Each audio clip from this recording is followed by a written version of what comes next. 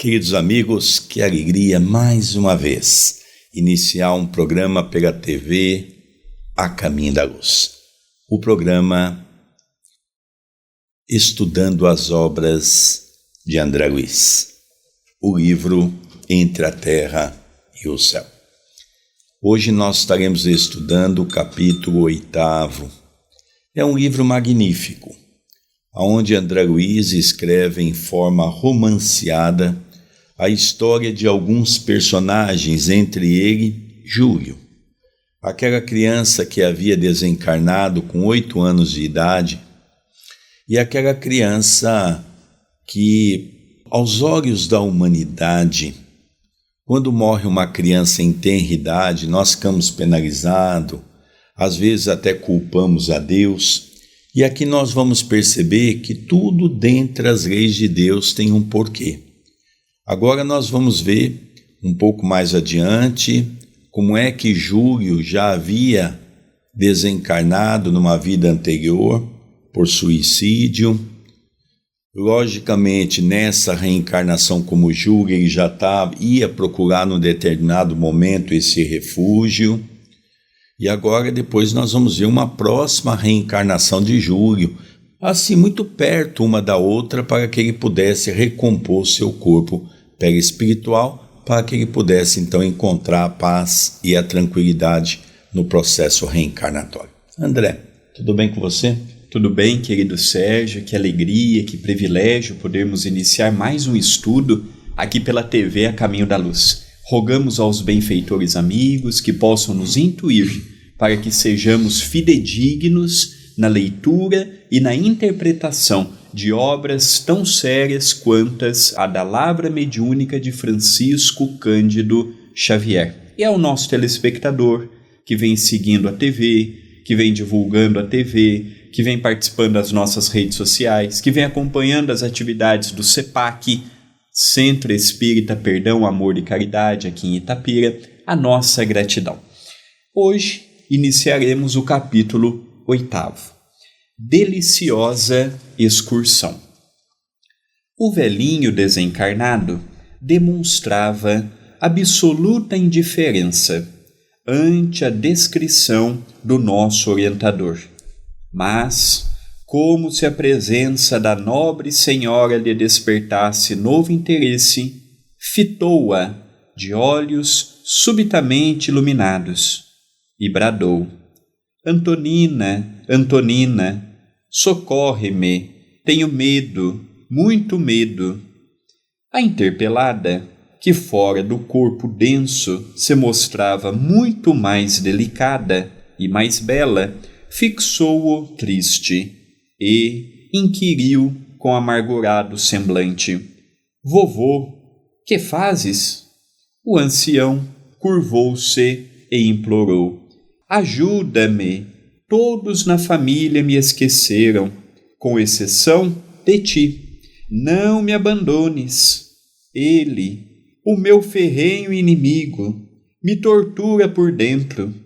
Assemelha-se a um demônio morando em minha consciência. Aqui nós vamos ver alguns pontos interessantes costurando o capítulo anterior. Nós vimos que Antonina era uma irmã encarnada que teve 4 filhos, um deles, Marcos, desencarnou, e Eulária, que já estava dando acompanhamento para Júlio na casa de Amaro, que é um dos personagens principais. Eulária acompanhava Antonina e uma outra companheira que também havia perdido um filho em tenra idade, porque ele estava numa instituição do mundo espiritual. Então nós vamos relembrar que depois do Evangelho ela foi dormir com as crianças, os 3 filhos pequenos. Quando ela dormiu, o espírito saiu do corpo, já estava ali Clarencio, já estava ali André Luiz, já estava Hilário, também a companheira que iria os acompanhar, que também tinha um filho nessa instituição, e agora aparece à porta, já em estado espiritual, Antonina. Quando aquele senhor vê Antonina, então ele estava assim, naquele processo de demência. Antonina, me ajude, preciso do seu socorro. E Antonina, com aquela doçura característica de um espírito que já está caminhando para a sua perfeição, não é um espírito santificado, é um espírito que estava vivendo um momento bom no corpo físico, estava vivendo as leis divinas, estava já com paz no coração. Então Antonina diz: olha, vovô, tenha paciência, nós vamos ajudar. Então nós vemos ali aquele diálogo que tem que ser breve, porque eles precisam fazer uma excursão, que eles vão até uma instituição, dos quais se encontra aquelas 3 crianças, as 2 mães, que já têm condições de visitar o filho, e aí eles vão ver especificamente Júlio, que está nessa casa temporariamente. Tentava agora enlaçá-la, aflito, mas Clarencio interferiu, indicando-nos: ouça, amigo, nossos irmãos prometeram ampará-lo, e de certo cumprirão a palavra. Nossa abnegada Antonina, no momento, precisa ausentar-se em nossa companhia por algumas horas. E abraçando-o paternal, recomendou: você pode igualmente auxiliá-la. Guarde-lhe a casa enquanto os meninos repousam. Amanhã receberá por sua vez o socorro de que necessita. O velho sorriu conformado e aquietou-se. Então aqui nós vemos que aqui praticamente encerra, num primeiro momento, o auxílio àquele senhor, não é? Porque Clarencio faz lembrar as palavras de André Luiz e de Hilário: pode contar conosco, nós vamos te ajudar. Então, dessa maneira, Clarencio faz lembrar: você vai ter ajuda no momento certo. Agora, nós não podemos te ajudar. Nós vamos para uma reunião, vamos ficar algumas horas fora de casa e nós vamos pedir a você que ajude, ficando essas horas cuidando das crianças que estão dormindo. Deixando-o a sós, na sala estreita, saímos para a noite. Entrelaçando as mãos e conservando nossas irmãs no círculo fechado de nossas forças, empreendemos a formosa romagem. Quem na terra poderá imaginar as deliciosas sensações da alma livre? Viajando com a rapidez do pensamento, avançamos à frente da sombra noturna, largando para trás o deslumbramento da aurora em colorido e cantante de lúculo, atingindo formosa paisagem banhada de suave luz, em que um parque imponente e acolhedor se distendia. Fixei o semblante de nossas companheiras, que se mostravam estáticas e felizes. Dona Antonina, amparando-se em Clarencio, qual se fora uma filha apoiada nos braços paternos, inquiriu, maravilhada: por que não transformar esta excursão em transferência definitiva? Pesa o corpo à maneira de insuportável cruz de carne, quando conseguimos sentir a terra de longe. Então aqui nós vemos que, lógico, que aquelas paisagens pela qual eles estavam passando era uma passagem deslumbrante, maravilhosa. E ela então começa a indagar a Clarencio: olha que lugar bonito, olha que coisa linda, bem que nós poderíamos ter essa oportunidade de ficar aqui mais tempo, talvez até morarmos por aqui. Estava sonhando com aquele paraíso. E nós vamos acompanhar o desdobramento dessa história, porque Clarencio dá uma visão maravilhosa. E aqui nós vamos entender exatamente o que aconteceu com Odila. quando ela estava no corpo, ela poderia estar vivendo o mesmo momento de alegria que Antonina.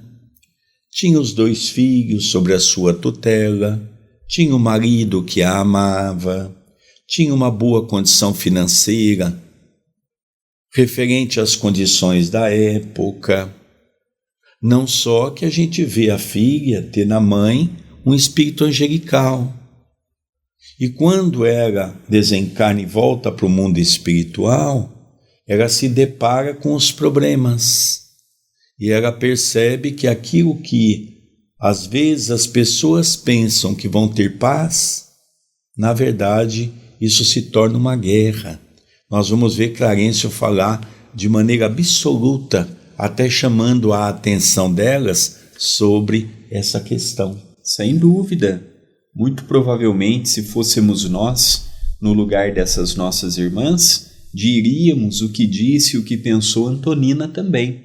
De fato, o corpo físico pesa, as sensações são grandiosas enquanto estamos aqui nesta dimensão, a vigilância tem que ser muito grande, a oração tem que ser imensa. Então esse sentimento de Antonina é o mesmo sentimento nosso quando temos a oportunidade de vislumbrar uma região como esta. Continua a narrativa. É verdade, concordou a outra irmã, que se sustentava em nós.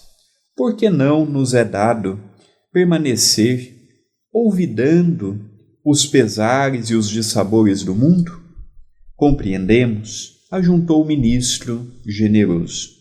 Compreendemos quanta inquietação punge o espírito reencarnado, mormente quando desperto para a beleza da vida superior. Entretanto, é indispensável saibamos louvar a oportunidade de servir, sem jamais desmerecê-la. Achamo-nos ainda distantes da redenção total e todos nós, com alternativas mais ou menos longas, devemos abraçar a luta na carne, de modo a solver com dignidade nossos velhos compromissos. Somos viajores nos milênios incessantes. Ontem fomos auxiliados, hoje nos cabe auxiliar. Então Clarencio, com toda a sua doçura, percebendo que as duas estavam divagando dentro de si, conjecturando determinadas ideias da beleza, e lógico que elas estavam entrando num campo muito perigoso, porque às vezes a pessoa, quando se vê atarefada pelas dificuldades que a vida lhe impõe, muitas vezes vem a ideia do suicídio, vem a ideia do fracasso, vem o desânimo, vem as depressões. Então ele começa a mostrar que não existe lugar aonde esteja a paz se nós carregamos dentro de nós os delitos do passado, que nós temos que ter um acerto num determinado momento da nossa vida.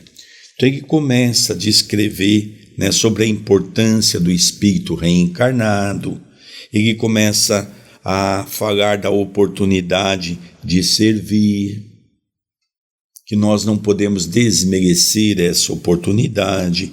Ele fala um pouquinho das alternativas mais ou menos longas diante da dor, de acordo da nossa necessidade.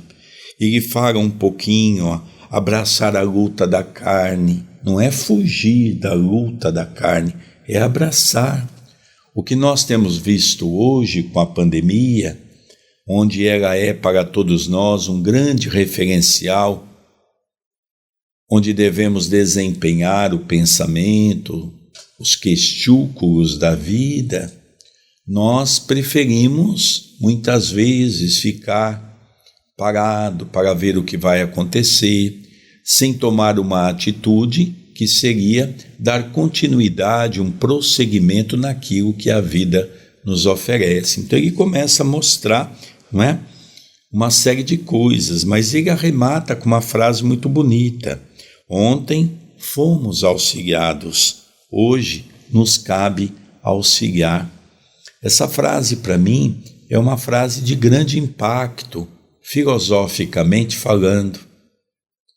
Porque é como Jesus disse: façais aos outros o que gostaria que os outros vos fizessem.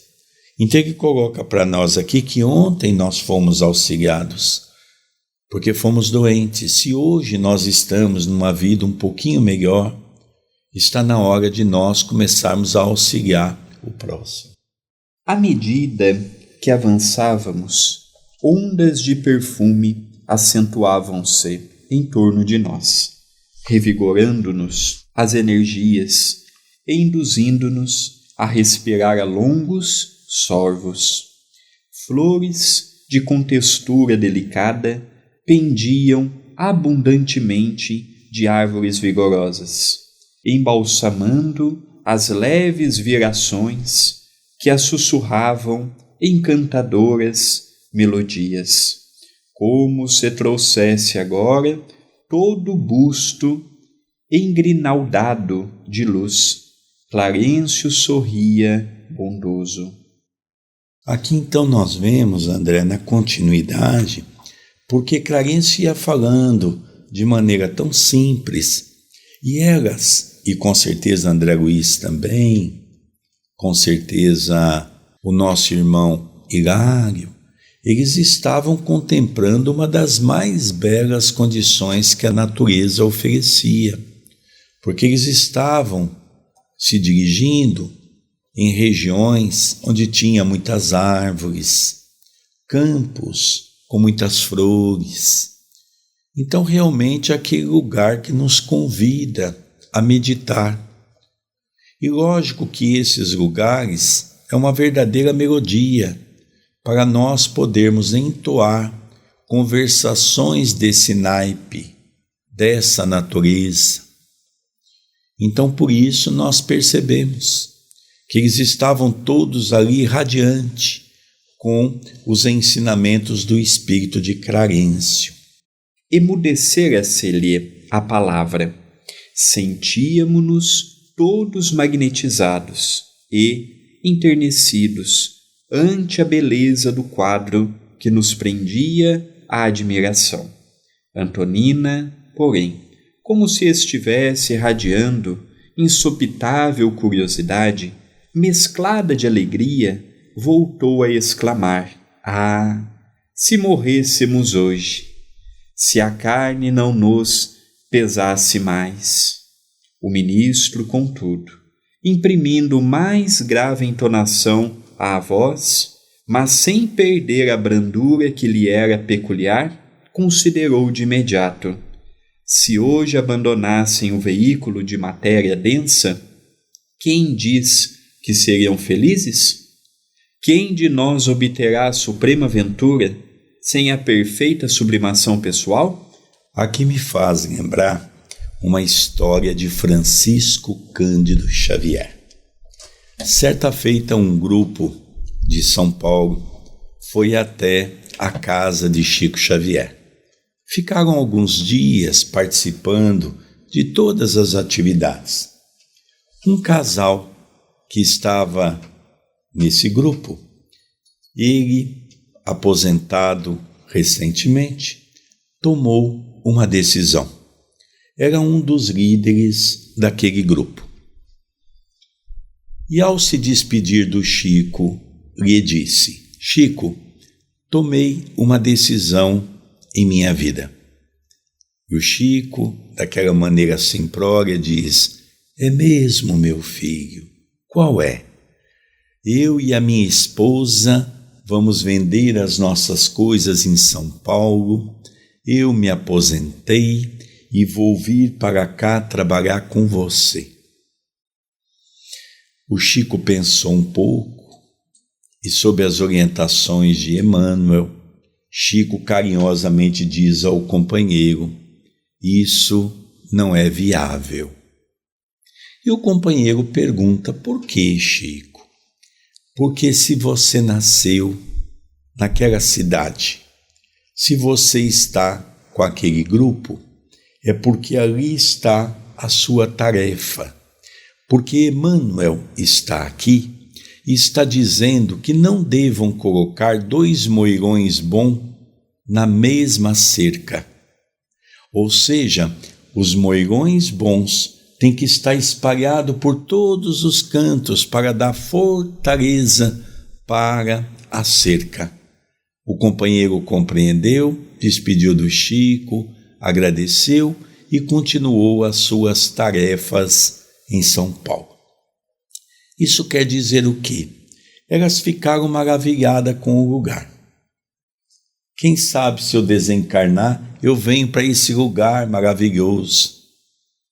E Clarencio tenta explicar que as coisas não é tão simples assim. Ela carregaria consigo, não teria o corpo pesado, o fardo das lutas do dia a dia daqueles que estão ao seu lado, mas ela carregaria um fardo ainda muito mais complicado, que é aquilo que nós fizemos no nosso passado. Então Clarencio dá essa modificação de voz, Clarencio põe uma nova entonação. A gente tem uma visão dos bons espíritos, aqueles bons espíritos sempre sorrindo, aquelas caras de bolachão, aquilo que fala só coisas para nos agradar. Não é bem assim. Quando Chico Xavier fala que Emmanuel lhe chamava a atenção várias vezes, é verdade, essa é a função dos mentores espirituais também. Então Emmanuel chegou a dizer para o Chico, olha, se você não der conta, eu procuro outro médium. Lógico que nós estamos falando aqui de uma forma sintetizada que serve para todos nós. Lógico que não serviria para Chico, porque Chico Xavier e Emmanuel eram 2 missionários que tinham completo entendimento sobre aquilo que eles tinham que passar. Então aqui nós vemos que ele já muda o tom de voz, já fala um pouco mais sério, para elas entenderem que as coisas não é tão simples assim. E fitando Antonina, com bondade misturada de compaixão, observou: agora vocês visitarão filhinhos abençoados, que a morte lhes arrebatou temporariamente ao convívio terrestre. Vocês se sentem como que num palácio dourado, em pleno paraíso de amor, mas e os filhinhos que ficam? Haverá céu sem a presença daqueles que amamos? Teremos paz sem alegria para os que moram em nosso coração? Imaginemos que as algemas do cárcere físico se partissem agora. O atormentado lar humano cresceria de vulto na saudade, que as tomaria de assalto. A lembrança dos filhinhos aprisionados no planeta acorrentá-la-ias ao mundo carnal, à maneira de forte raiz retendo a árvore no solo escuro. Os rogos e os gemidos, as lutas e as provas dos rebentos menos felizes da existência lhes falariam ao espírito mais imperiosamente que os cânticos de bem-aventurança dos filhos afortunados, e naturalmente desceriam do céu para a terra, preferindo a posição de angustiadas servas invisíveis, trocando a resplendente glória da liberdade pelos dolorosos padecimentos da prisão, de vez que a ventura maior de quem ama reside em dar de si mesmo a favor das criaturas amadas. Então nós vemos aqui a figura augusta de Clarencio. É interessante que muitos nomes de pseudônimos de André Luiz, eles têm a ver com alguma coisa sinônima. O Clarencio, ele era sempre claro no seu modo, por exemplo, de expor um assunto, a figura de um pai amoroso, mas um pai que não se afeta quando o filho não compreende bem a lição. E ele, sem mudar a voz, sem ser agressivo, mas sendo incisivo, sendo didático e mostrando para as pessoas, olha, vocês querem vir para este lado, mas suportariam estar aqui sem os filhos que estão na carne? Sem a família? Será que se de repente fossem chamados para este outro lado da vida, vocês não estariam inconscientemente no antigo lar? obsediano, aí nós lembramos, ele não falou, mas nós lembramos da figura de Odila, que sem um preparo, sem alimentar uma fé, sem alimentar uma religiosidade, foi obsediar os seus familiares, em especial a segunda esposa de seu ex-marido. Então nós percebemos que o mundo espiritual é muito bonito, mas Clarencio há pouco disse: quem disse que se vocês desencarnarem hoje, vocês já vão para um lugar compatível com este? Aqui nós estamos numa excursão, numa instituição consagrada, como veremos agora, ao cuidado de crianças. Aqui vocês vieram com o compromisso de ver os filhinhos amados que a morte temporariamente ceifou do lar de vocês. É uma visita, é para que eles também se sintam amados. Olha que interessante, a espiritualidade amiga providenciando caravanas instrutivas, não apenas para a mãe matar a saudade do filho, mas o filho também poder matar a saudade da mãe, no abraço, no regaço carinhoso daquela que lhe confiou o ventre por 9 meses. Então, uma narrativa emocionante, porque nós vemos que no mundo espiritual ninguém está abandonado. Nós vemos que no mundo espiritual as crianças continuam a sua jornada evolutiva. Então é interessante esses dados precisos de André Luiz na descrição do capítulo de hoje. Continua a narrativa. As 2 mulheres ouviram as sensatas ponderações, sem dizer palavra. Fim da pausa ligeira, o instrutor continuou: somos devedores uns dos outros. Laços 1000 nos jungem os corações. Por enquanto, não há paraíso perfeito para quem volta da terra, tanto quanto não existe purgatório integral para quem regressa ao humano sorvedouro. O amor é a força divina, alimentando-nos em todos os setores da vida, e o nosso melhor patrimônio é o trabalho, com que nos compete ajudar-nos mutuamente. Aqui basicamente ele encerra a conversa sobre isso, definindo de uma maneira muito clara, definindo de uma maneira muito objetiva, que nós não estamos na terra no paraíso. Não existe essa felicidade que todos estão buscando. Diga de passagem, as pessoas buscam a felicidade nos bens da matéria. Clarencio, como todos os espíritos que compuseram o trabalho pelas mãos de Chico Xavier, em especial pelo espírito de André Luiz, mostra para todos nós, porque André Luiz foi apenas um médium. André Luiz era um homem de uma inteligência incalculável. E os espíritos de nosso lar aproveitaram ele para ser um intermediário entre os ministros e as mãos iluminadas de Francisco Cândido Xavier. Então ele mostra para nós que não existe o paraíso. O que existe é o bem-estar num planeta como o nosso. E se é que podemos encontrar uma felicidade relativa, é a felicidade do espírito, da alma, quando se compraz no campo do bem.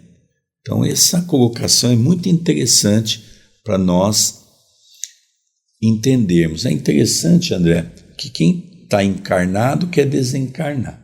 Quem está desencarnado quer um corpo para corrigir os seus erros de ontem. Então nós vemos que essa é a eterna luta de tentarmos compreender as leis naturais para entender que nós devemos aproveitar o máximo possível esta existência. É igual a questão do casamento. Quem está casado queria estar solteiro. Quem está solteiro queria uma companheira ou um companheiro. Então, sempre estamos vendo aquilo que naquele momento não temos, não é? É a questão do corpo, ter o corpo ou não ter o corpo. Porque elas queriam aquele lugar, mas elas não tinham ainda a garantia de que já tinham méritos suficientes para estarem num ambiente como aquele. Eu quero muita coisa também, eu quero ir para nosso lar, eu quero conhecer regiões sublimadas, mas de eu querer para eu poder, há uma diferença um pouco grande. Continua a narrativa. Na paisagem banhada de luz, experimentei mais alta veneração pela natureza, que em todas as esferas é sempre um livro revelador da eterna sabedoria. Nossas irmãs, tocadas por júbilo inexprimível, afiguravam-se-me formosas madonas de sonho, repentinamente vivificadas diante de nós. É pelo trabalho, prosseguiu o orientador, que nos despojamos pouco a pouco de nossas imperfeições. A terra, em sua velha expressão física, não é senão energia condensada em época imemorial, agitada e transformada pelo trabalho incessante, e nós, as criaturas de Deus, nos mais diversos degraus da escada evolutiva, aprimoramos faculdades e crescemos em conhecimento e sublimação através do serviço. O verme, arrastando-se, trabalha em benefício do solo e de si mesmo. O vegetal, respirando e frutescendo, ajuda a atmosfera e auxilia-se. O animal, em luta perene, é útil à gleba em que se desenvolve, adquirindo experiências que lhe são valiosas, e nossa alma, em constantes peregrinações, através de formas variadas, conquista os valores indispensáveis à sublime ascensão. Somos filhos da eternidade, em movimentação para a glória da verdadeira vida, e só pelo trabalho, ajustado à lei divina, alcançaremos o real objetivo de nossa marcha. Numa das mensagens lidas acima, tem uma frase que me chamou a atenção, onde Clarencio diz que não existe purgatório integral, como também não existe a felicidade real, porque nós ainda desconhecemos o sentido desta palavra. E ele vai descrevendo para todos nós agora sobre a importância do trabalho, que somente o trabalho onde nós podemos servir é que traz para nós a orientação necessária de como devemos nos conduzir, mas ao mesmo tempo como devemos gradativamente ir pagando os nossos débitos de outrora. Ele diz também um pouquinho das épocas imemoriais que nós temos. Ele fala um pouquinho de que todos nós somos criaturas de Deus. Ele fala um pouquinho também sobre o serviço sublimado. Ele faz uma comparação, o verme, arrastando-se, trabalha em benefício do solo. Então nós imaginamos que o verme, ele não tem nenhum papel para a natureza, mas não é verdade. O verme tem um papel importantíssimo para com o solo, na sua preparação. Ele fala um pouquinho sobre a questão da atmosfera que nos ajuda, sempre balanceada, para que o nosso corpo físico possa ter as condições essenciais de sobreviver. Ele fala um pouco dos animais em luta, não é? Porque nós sabemos que é uma cadeia evolutiva que vai gradativamente percorrendo. Então os animais também têm o seu papel na sociedade, no planeta, que eles também vão adquirindo, como ele diz, experiências valiosas, para que essas experiências possam amanhã ser usada a seu próprio favor. Ele diz também que todos somos filhos da eternidade. Eu gosto muito de frases dessa natureza, porque nós fomos filhos para alcançarmos a evolução. Deus nos criou para essa finalidade. E ele encerra dizendo que dentro da lei divina, todos nós alcançaremos um objetivo, qual é? É o objetivo de nossa marcha à busca da nossa evolução. Então nós percebemos que quando nós passamos a estudar e começamos a perceber a grandeza da responsabilidade que cada um de nós devemos exercer perante a criação divina, nós começamos a entender a grandeza que Deus coloca nas nossas mãos. Quando Jesus diz, todos vós sois deuses, façais brilhar a luz que está em vosso coração, Jesus reporta para todos nós aquela ideia de que se Deus é Pai, nós somos os filhos. Se Deus é o Criador, nós devemos ser os co-criadores, cuidando das coisas pertinentes ao nosso Pai Celestial. Antonina, que parecia mais acordada que a sua companheira, para a contemplação do excelso quadro que nos circundava, perguntou com enlevo: por que não guardamos a viva recordação de nossas existências anteriores? Não seria bendita felicidade o reencontro consciente com aqueles que mais amamos? Sim, sim, confirmava Clarencio, enquanto nossa deliciosa excursão prosseguia célere. Mas, na condição espiritual em que ainda nos situamos, não sabemos orientar os nossos desejos para o melhor. Nosso amor ainda é insignificante migalha de luz, sepultada nas trevas do nosso egoísmo, qual ouro que se acolhe no chão, em porções infinitesimais, no corpo gigantesco da escória. Assim como as fibras do cérebro são as últimas a se consolidarem no veículo físico em que encarnamos na terra, a memória perfeita é o derradeiro altar que instalamos, em definitivo, no templo de nossa alma, que no planeta ainda se encontra em fases iniciais de desenvolvimento. É por isso que nossas recordações são fragmentárias. Todavia, de existência a existência, de ascensão em ascensão, nossa memória gradativamente converte-se em visão imperecível a serviço de nosso espírito imortal. Então aqui Clarencio responde uma questão que em vários livros André Luiz já teve a oportunidade de narrar. Por que nós não lembramos do passado? Porque não temos ainda condições para suportar aquilo que fizemos, aquilo que premeditamos, aquilo que agimos, aquilo que ferimos ou fomos feridos, ou mesmo imaginando uma situação de que nós não fomos um espírito mau, mas fomos um espírito com certo nome na sociedade. Aquilo poderia trazer para nós uma situação muito angustiosa, porque no passado eu fui tal pessoa e hoje eu sou tal pessoa.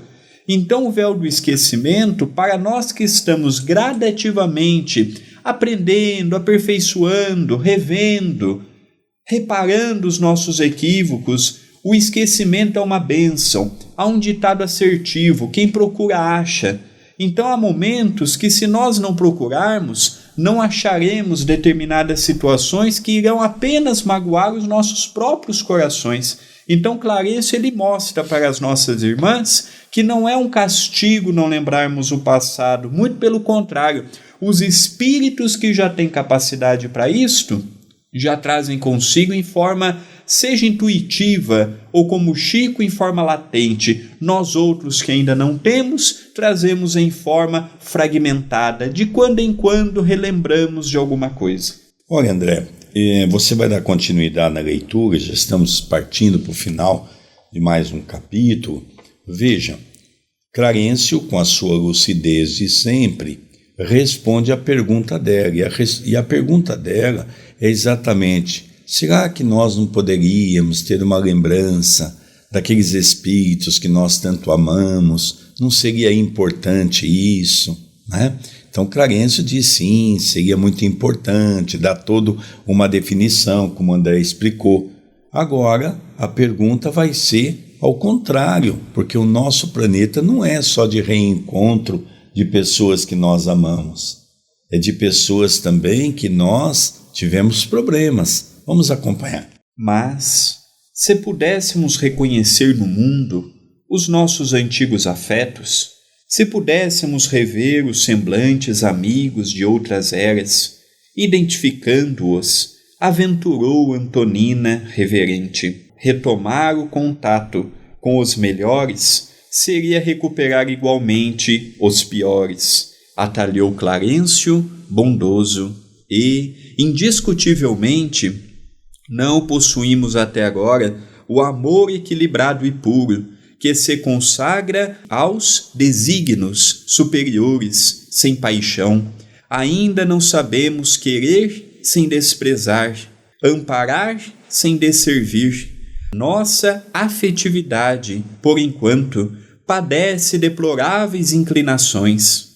Sem o esquecimento transitório, não saberíamos receber no coração o adversário de ontem para regenerar-nos, regenerando-o.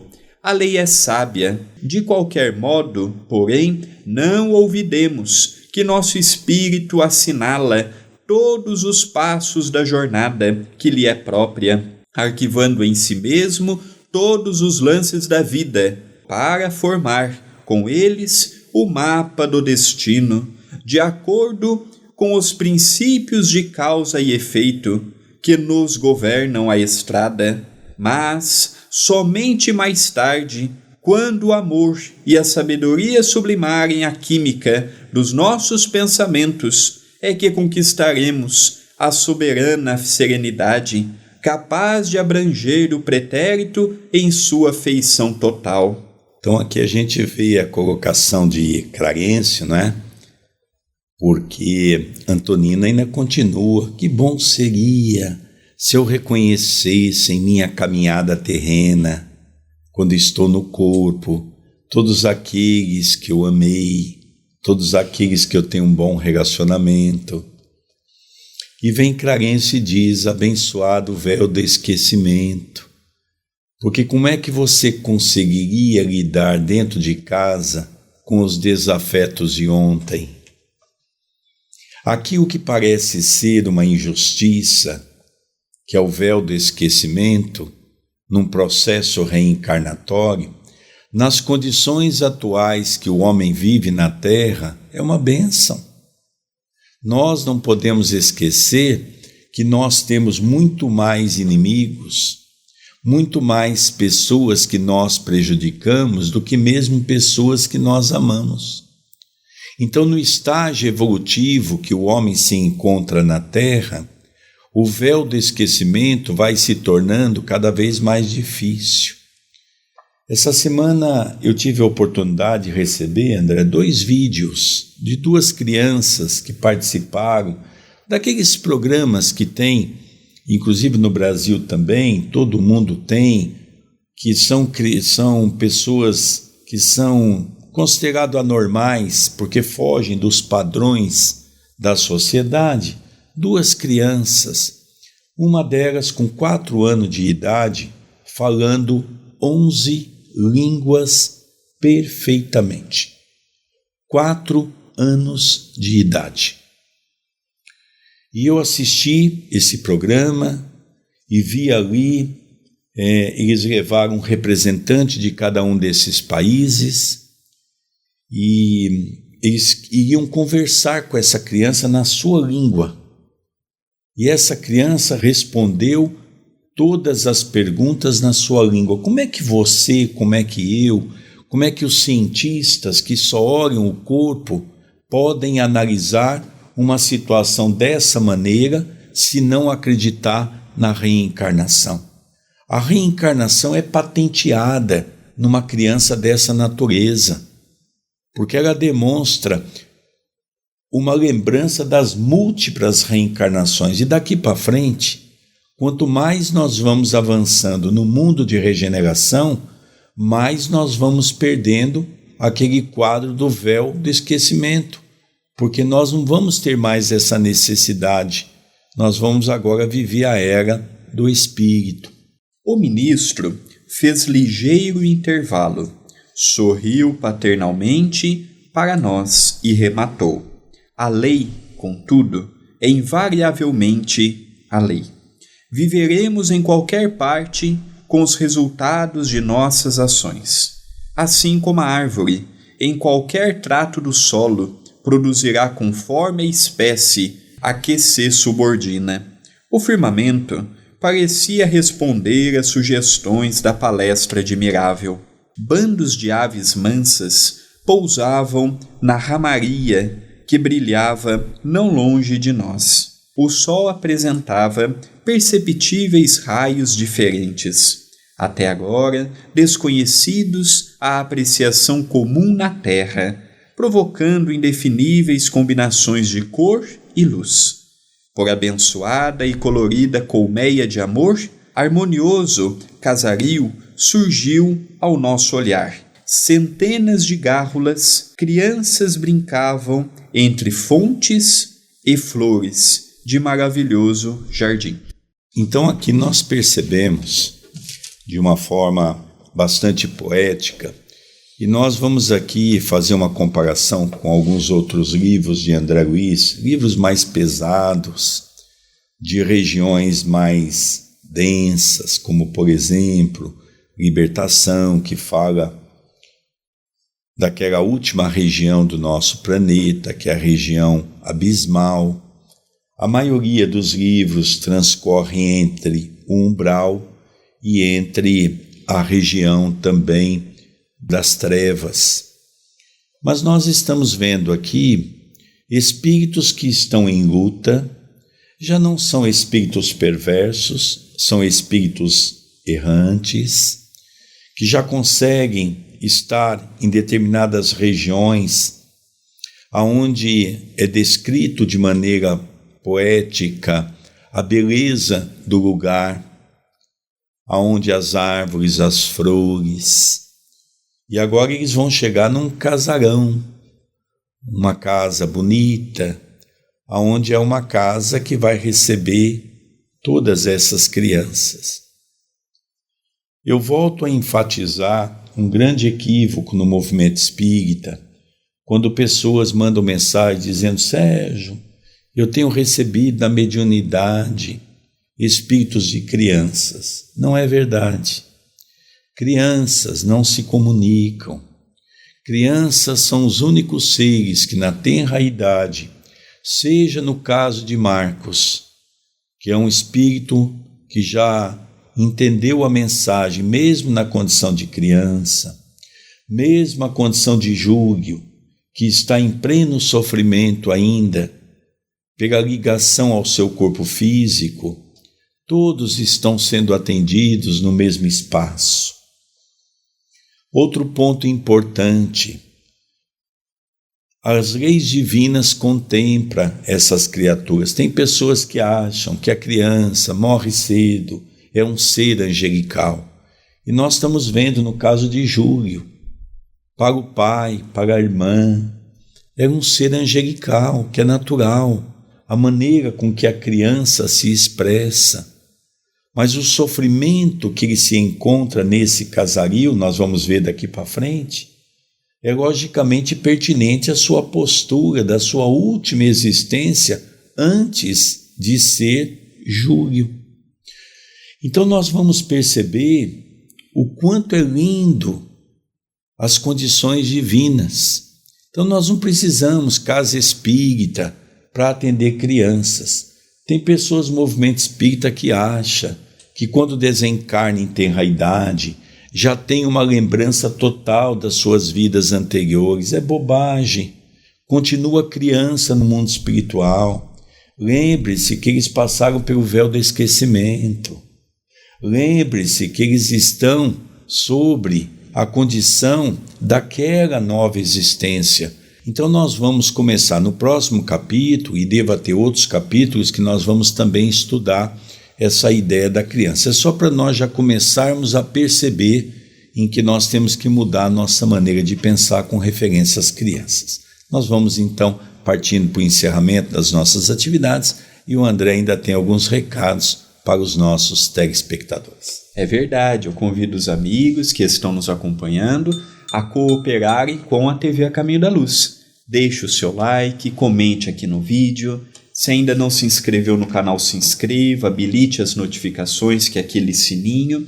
E o canal também, ele tem a oportunidade de você poder colaborar com a TV e com o CEPAC, Centro Espírita Perdão, Amor e Caridade, através do Seja Membro. Então seja membro do canal, estará ajudando diretamente as atividades assistenciais que temos aqui na cidade de Itapira. Queridos amigos, nós vamos encerrando o programa Estudando as Obras de André Luiz, o livro Entre a Terra e o Céu. Um beijo no seu coração e até o próximo programa. Até o nosso próximo programa.